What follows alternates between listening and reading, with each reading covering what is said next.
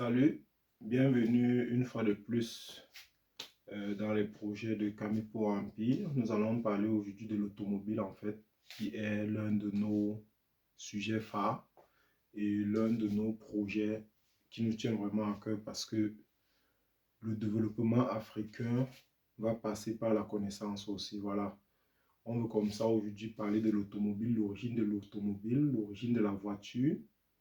Et pourquoi est-ce que les Africains jusqu'à aujourd'hui n'arrivent pas vraiment à être indépendants? Pourquoi est-ce que nous devons toujours utiliser les voitures d'occasion en fait? Il faut qu'on comprenne déjà qu'on peut, grâce à la connaissance, fabriquer des voitures et les dépanner nous-mêmes. Voilà. Voilà, on va commencer alors ainsi en parlant de l'origine de la voiture qui aurait été voilà, inventée en Allemagne, le tricycle de Benz en 1885. Je dis bien aurait été parce que, voilà, pour ne pas entrer dans des débats, on va se dire qu'il existerait aussi sur les pyramides des sculptures qui ressemblent étrangement aux engins motorisés de notre ère. Voilà. Donc, je ne vais pas trop insister dans ça. On va continuer en disant que ce tricycle de Mercedes roulait à 15 km à l'heure. C'est ça qui va nous intéresser. Le fait de cette évolution progressive-là, aujourd'hui nous sommes à 300 km et plus pour certaines voitures. Et c'est vraiment impressionnant. Ça ne s'est pas fait seul. Il y a eu des mécanismes, il y a eu des recherches et qui continuent hein, parce que les recherches, ce n'est pas statique. Ça avance avec le temps et ce n'est propre à aucune culture parce qu'en fait, quand vous êtes déjà dans la recherche scientifique, vous vous rendez compte que toute la planète communique quoi. Il n'y a pas, on ne va pas dire forcément les Européens inventés ou les Asiatiques. Quand il s'agit de la recherche, les chercheurs communiquent entre eux, voilà. Du moins, c'est aussi pour passer les informations parce qu'il y en a qui se disent quand une voiture arrive sur le marché, c'est tel ou tel qui a inventé ou créé. Non. Dans la recherche, il y a le travail ensemble, quoi. Donc, voilà. Pour la parenthèse, et une voiture comporte bel et bien une carrosserie, un moteur. Et on va parler pour nous dans un premier temps du moteur, quoi. Cet élément qui fait avancer la voiture.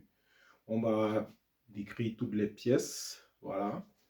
Et on va aussi parler un peu du dépannage, comment est-ce que ces pièces-là se comportent. Et on va le faire progressivement, comme j'ai dit depuis le début. On va parler des systèmes, tous les systèmes que comporte la voiture, parce qu'aujourd'hui, on a les systèmes ABS, les systèmes de freinage. On a tellement de choses incroyables qu'on va prendre le temps d'échanger, voilà.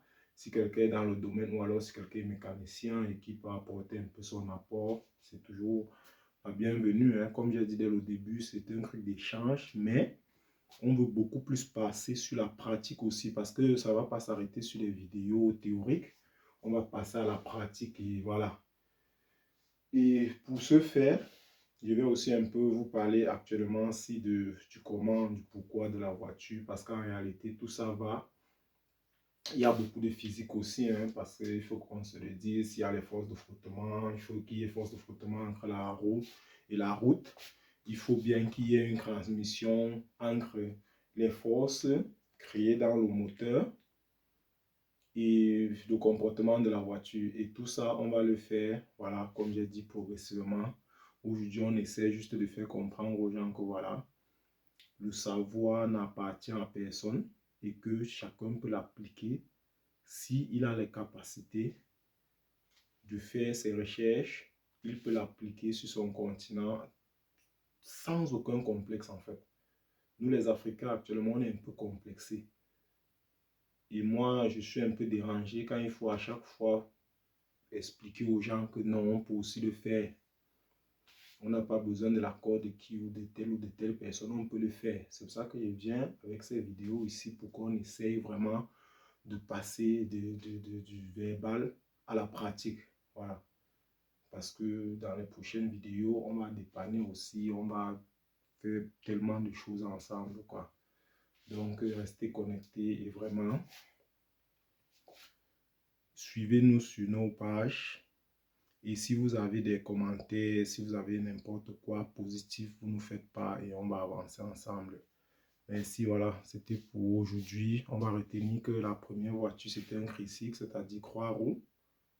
Voilà, c'était un véhicule de 3 roues qui roulait à 15 km par heure. Ça veut dire 15 km par heure parce que ce sont aussi des trucs qu'il faut qu'on déconstruise en Afrique. Quand on dit 15 km par heure, ça veut dire que je marche, je parcours pendant 1 heure de temps, donc de 1 minute à 60 minutes, je fais 15 km. Donc on s'imagine, parce qu'il faut qu'on déconstruise ça en Afrique là, il faut qu'on comprenne que toutes ces physiques, ces formules-là, ce sont des trucs qu'on applique tous les jours. Quand une voiture se déplace à 15 km par heure, ça veut dire qu'on a une distance de 15 km. On a une montre, si on met des zéros, la voiture commence, ça va arriver. Après 15 km de circulation, à sa vitesse maximale qui était 15 km à l'époque, notre montre va nous montrer 1 heure de temps pour les 15 km effectués. Et aujourd'hui, il faut qu'on comprenne que la même voiture, avec les techniques et les applications qui ont été faites, aujourd'hui, la même voiture, qui est aujourd'hui à 4 roues pour la plupart, fait 300 km en ce même 1 heure de temps-là. Ça veut dire quoi? Ça veut dire que la vitesse a augmenté de manière incroyable. Et c'est ça en fait, 300 km. Mais imaginez maintenant une distance de 300 km et que la voiture, pendant les mêmes 1 heure de temps qu'il avait besoin de 15, il ne faisait que 15 km à l'époque. Aujourd'hui, il fait 300 km. Et c'est ça en fait. On doit comprendre que les choses évoluent. Il n'y a rien en Afrique, là, tout est statique. Tous les jours, on est au même endroit. Je ne sais pas, pour la plupart des pays. Hein. Et moi, je vais parler beaucoup plus du Cameroun souvent parce que tu vas te rendre compte on a tout aussi. Hein. Quand tu vas bien chercher, on a les recherches scientifiques, on a tout, on est même au courant pour certains. Mais en fait, c'est ce passer du théorique à la pratique, là. C'est ça qui nous manque et c'est sur ça qu'on doit travailler. Voilà.